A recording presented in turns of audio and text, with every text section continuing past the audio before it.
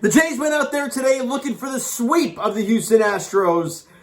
And it was not a pretty baseball game for the Toronto Blue Jays in just many different ways. And it ends in a walk-off two-run shot from the youngin Pena off of Jordan Romano. And the save streak is over. It was bound to end at some point. It's unfortunate it ended tonight in walk-off fashion in extra innings when you had the lead. But we'll get to all that in a little bit. Yusei Kikuchi got the start for the Jays, and he was not very good. I'm going to be straight up with it. He was not very good. The defense didn't play very well behind him. Biggio made an error. Bichette made an error. Again, both leading to runs. However, when you walk 5 guys in 3 2/3 innings, you're not going to do very well, especially when 3 of those walks were in 1 inning. And that was in the bottom half of the second, where you got the first guy out after you flirted with danger in the first with runners on the corners and 1 away, and you somehow got out of that. But then you end up loading the bases. And 3 of those were walks. I mean, not all together, but 3 in the inning. McCormick hits an RBI single, Diaz scores to make it a 1-0 game. Bases are still loaded. But then he walks Alex Bregman with the bases loaded, and that is how they score the second run. It was an ugly start for Yusei Kikuchi. He was not very good early on. And look, I thought he was okay in the third. I think he did a really good job cleaning it up and did a good third inning. And then in the top half of the fourth, George Springer's second time through the order against Luis Garcia, rips a double in the first pitch, and then Vladdy hits a sac fly a few batters later to score him to make it a 2-1 ball game. The Jays are right back in this. All right, good stuff. But then, bottom of the fourth inning, Michael Brantley hits a 2-run bomb off of Yusei Kikuchi. Maldonado scores after walking the number 9 guy for the second time in the game. You don't do that. You just can't walk the number 9 hitter. There was 1 out, nobody on, and you walk the number 9 hitter. It's painful to watch. Now, albeit in that second inning, let me go back to that. Bo Bichette committed the error, and it doesn't help the inning when your defense is making errors behind you. However, if your pitcher can't throw strikes, it's not easy. It was a collective effort of just not very good pitching and defense. What have we talked about? That wins you ball games. That wins you playoff games. That wins you World Series. Pitching and defense. You didn't really get much of that today from the Toronto Blue Jays. Hey, it's going to happen once in a while. It's just unfortunate how this game went down, right? After you make it 2-1, obviously with the Brantley 2-run shot in the bottom of the fourth, they made it a 4-1 game. Kikuchi gets the hook. And in comes Trevor Richards, and he does a fine job cleaning up that fourth inning. And in the top of the fifth, Gurriel hits a long shot to left center field, and it's gone. Solo bomb for Gurriel, making it a 4-2 ball game. The Jays are back in this now. They get that 1 run right back, one of those 2 runs at least right back, and it's a 2-run ball game. It's 4-2. But then in the bottom half of the fifth, with 2 out, Kevin Biggio makes an error, and I'm like, oh my God, this guy can't hit. This start the season. Now he's committed an error leading to a run because Pena reaches on the error, and Gurriel comes in to score. And you made it 4-2, now it's a 5-2 game. Right, so errors coming back to haunt the Jays, the Bo Bichette error, and now the Kevin Biggio error, both of those eventually leading to runs against Yusei Kikuchi, and in this case, it was Trevor Richards. It sucks. Yeah, you can call it an error all you want, a tough play, this and that. Look, if it's a play you got to make. Whether it's Richards' fault, whether it's Biggio's fault. Obviously, the error was on Kevin Biggio. You got to make plays. And you saw later in the game, the Jays defense did kind of, settle down a little bit. They got some massive double plays. One was, I believe, off of Yuli Gurriel in the 9th inning. Chapman to Espinal to first, double play. Massive double play there, right? You got some good defense, but it's the bad ones that really came back to haunt the Jays. Now, we go to the bottom half of the 5th inning. They score that run on the error. But then in the next half inning, the Jays have 2 out and nobody on, I believe. Either way, they get Springer gets on, and then Vladdy gets on, and there's 2 out for Zach Collins. Now you got the base, you got 2-1, tying run at the plate, and Zach Collins. Let's have some fun with this. It's a 3-0 count. Okay, either he'll walk or he'll come back to get him, this and that. No! Zach Collins gets the green light 3-0, and he gets a fastball down the middle of the plate from Luis Garcia, and he crushed it to right field, and it's gone. A 3-run bomb for Zach Collins, and we are tied at 5. Wow. Didn't see that coming, and we got a whole new ball game. Top of the 7th inning, right? You get that clean bottom of the 6th inning. Top of the 7th comes around with Tapia on base. Santiago Espinal rips another gapper double to the wall. Tapia comes around to score, and the Jays are in front now for the first time in the game. It's 7-6, or no. It's 7-6 Jays or 6-5 Jays at the time. I believe it's 6-5 Blue Jays at this time. And you're feeling okay now. We just got to settle down, get the bullpen to figure it out, and we'll be good. Next half inning, though. Gurriel starts off with a double against David Phelps. A couple batters later, Zach Collins makes a mistake. They move up 90 feet. Now he's at third with less than 2 out. And Aledmys Diaz, former Blue Jay, knocks in the singles. Gurriel scores, and we're tied again. It's now, well, I wouldn't say again, but we're tied at 6. Not where you want to be, right? Especially late in this ball game. Nothing happens the rest of the way. The Jays have an opportunity late. The base is loaded, 2 out for Tapia, and he can't get it done. I think it was a line drive that he hit to right field or to left field, but it was right at the left fielder, so that's really unfortunate there for him. Or was that the ground out that he hit with the bases loaded? I believe it was the ground out there. He had another chance, I think it was in the 9th inning, or it was in extras to really expand the lead, and it was the liner right at the guy. So it sucked. But the top of the 10th inning, Lourdes Gurriel Jr. rips a ball down the left field line for a double. Problem is, with the Crawford box out there, the wall's not very far. So Vladdy going around first and on his way to second, goes around to third. Problem though, he can't go home. It's not far enough for him to go. And you have second and third, but you scored a run, right? Bo comes in because he was the guy at second base, and now the Jays have the lead. It's now 7-6. But this ever important extra run, because you know they're going to start with a man at second base in the bottom half of the 10th. You need at least that one extra run, but you have less than 2 out. All you got to do is get the ball in the outfield, and Matt Chapman pops it up just outside the infield. No one can tag up.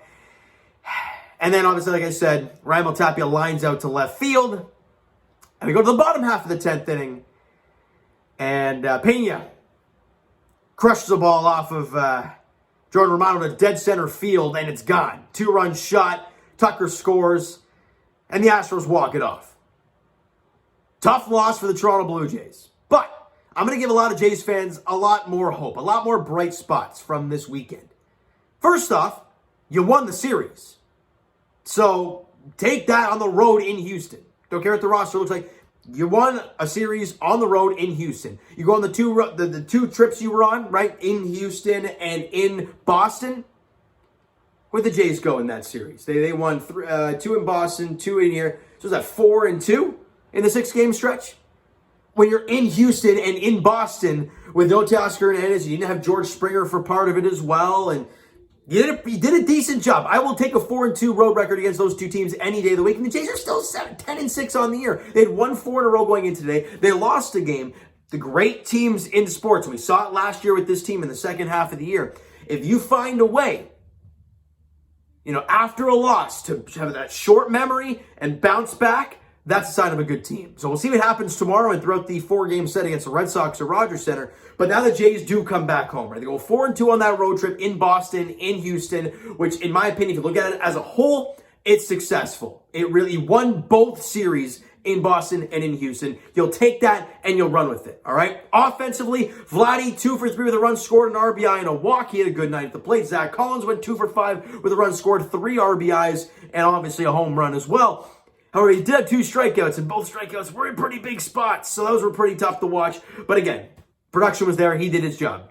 Lourdes Gurriel Jr. went 2 for 5 in the game with a run scored, a couple RBIs, and the home run. Obviously, he had a really nice night at the plate.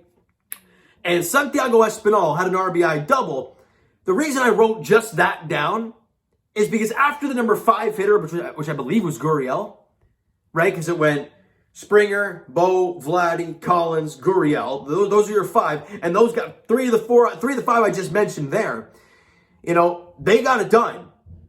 But anybody else who came into the ball game, Espinal had an RBI double. I believe there was one more hit in there. I think Tapia had the other single, which led to a run, but nobody else got anything done down there. And after the number 5 guy in the order, the Jays offense really struggled. And again, you had 10 hits in the ball game. We talked about in the last few games how they haven't had a lot of hits. They haven't been scoring a lot of runs. Scored 7 today. That should win you a ball game. But your pitching and your defense just was not good enough today. It's plain and simple. Now, I'm not losing my mind over it because you still won the series. 11 strikeouts for the Jays as well in this game. Now, Yusei Kikuchi, as I mentioned, was not very good. 3 2/3. Only allowed 3 hits. Only 3 hits. But 4 runs allowed. Only 2 were earned because of the Bo Bichette error.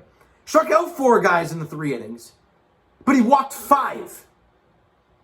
And walking a team like Houston, especially the number 9 hitter twice, will come back to haunt you more often than not. And it did today. Right? Bottom of the 2nd inning, how did they get the bases loaded? Maldonado walked with 2 on to load the bases. How did Maldonado score on that bottom of the 4th home run from Brantley? He walked. You got to get the guys, especially a guy like Maldonado who is hitting .050 on the season. It's just awful. And it's pretty bad this year, and you put him on with a free pass twice. It's going to come back to haunt you, and it did. Trevor Richards went an inning, allowed a couple of hits, 1 run, and it was not an earned run because of the Kevin Biggio error. Got a strikeout in his inning of work. Tim Meza, I thought he was great. Went an inning, allowed 1 hit. That was it. David Phelps, he was not pleased with himself, and I don't blame him because right after you took the lead, that lead is gone and we're tied again, right? So an inning, allowed a couple hits, 1 run. Did strike out the side, however, which is unfortunate that Ledmus Diaz had that. He kind of inside out. It was kind of, inside out. It was a jam shot that just found a shot over Bo Bichette at short, and it was an RBI single from him. Jimmy Garcia, I thought was great. When an inning allowed 1 hit, that was it. Trent Thornton was great in his inning of work, allowed 1 hit to lead off the inning, but got the double play to erase it, and then I believe a strikeout. No, it wasn't a strikeout. He got the next guy out to end the inning, and then obviously Jordan Romano went 2/3 of an inning, allowed 1 hit, the bomb, 2 runs, and got a strikeout. Strikeout allowed Miss Diaz looking like an idiot. Three straight breaking balls, none in which he looked pretty on. And I thought, man, Romano's got the slider today. He's going to be dominant. You had the 8-9 guys coming up. Hello. No, 2-run bomb, and they walk it off. It's unfortunate, but great teams find a way to bounce back. And the Jays now have to bounce back against the Boston Red Sox. All right, the Red Sox just lost 2 of 3 to the Rays, where they were leading 2-0 in this game today, and they lost 5-2, I believe it was. So they're on hard times. I think they're 6-8 on the season. Doesn't mean squat. Do not look at that record and say anything. Oh, it's going to be an easy. No, it's the Boston Red Sox. Period. End quote. That's it. Let's preview the 4 games though. And it's at Rogers Center. You go out there and you take 3 of 4. You're already 3 games up on the Red Sox in the season series, which is very important early in the season, all right? So game 1 is tomorrow night, 7:07 first pitch. You got Nathan Eovaldi on the mound for the Red Sox and Jose Berrios on the mound for the Blue Jays. Tuesday at 7:07, you got Nick Pivetta, who gets lit up by the Jays quite often, against Kevin Gausman, who last time he saw the Red Sox was absolutely insane. We're hoping for that type of performance again from Kevin Gausman. Wednesday, at 7:07, you got Michael Wacha, who's had a pretty good start for the Red Sox this season, but again, you can't expect that to continue because his numbers really aren't that great since he's left, since that 1 or 2 seasons there in St. Louis. And you got Ross Stripling on the mound for the Jays. Again, not sure how that's going to go for Strip, but he was kind of roughed up in his last outing against, wasn't it the Red Sox? I believe it was the Red Sox in his last outing. So we'll see what happens there. See how long the leash is on him. And in the finale on Thursday, it's a 7:07 first pitch. Right now, it's to be determined for the Red Sox. But Alek Manoah gets the ball for the Jays in the finale of that 4-game set. I will be at that game on Thursday. All right, so I'm gonna be jacked up. Not only am I wearing my Alek Manoah jersey, I get to watch the guy pitch for the first time. No, second time. I saw him face Chicago last year. But either way, this season, I get to see Alek Manoah for the first time. And hopefully, at that moment, we're looking for a series W. All right, Jays fans. So you know what? That is going to do it for this one. If you enjoyed the video and not the ending, not really the game today, because it was kind of sloppy and then the ending stunk. Smack the like button. Do appreciate that. Hit the subscribe button. You guys not already. Comment down below thoughts on the video, thoughts on the game, what you like, what you not like from today's game for the Toronto Blue Jays. The Twitter link is down below, so follow up, send me a DM to that great stuff. The Instagram link is also down below, so follow up there if you guys have not done so already. And I'll talk to you guys Raptors Edition tomorrow night as they take on Philly in Game 5 of the first-round matchup against the 76ers. You win, you play Game 6. You lose, your season's done. Just go out there and play basketball, Raps. They can do it. We saw them do it. You know, they They got their butt kicked in the first 2 games. They found a way in Game 3, which couldn't finish it off. They finished it off in Game 4. And Doc Rivers is historically not a good coach in 3-1 series. But again, I'm not thinking too much into it. You go out there tomorrow, you look to get a W. That's all there is to it. All right? For the Toronto Maple Leafs, they're in action tonight against the Washington Capitals in D.C. on the second night of a back-to-back. Looking to just get that much closer to clinching that home ice. I believe I could be wrong, but if the Leafs win and the Florida Panthers beat the Tampa Bay Lightning, that's it. We've clinched the second seed in the East. I don't know if that's exactly right. I know I've seen the points, and it would be like 7 points with like 3. Actually, it might be. You might actually clinch. Either way, the Leafs going to go out there tonight against Washington and get a W in the second night of a back-to-back. Problem, though, Eric Shelgren's in net, so we'll see how that plays out tonight. And for the Toronto Blue Jays, they start the 4-game set at Rogers Center against the Boston Red Sox. All right, starting tomorrow night, 7:07 first pitch at Rogers Center. Nathan Eovaldi gets the ball for the Red Sox, and Jose Berrios gets the ball for the Jays. All right, so thank you guys so much for listening and watching. I hope you enjoyed the video and not the game today. We'll talk to you guys then.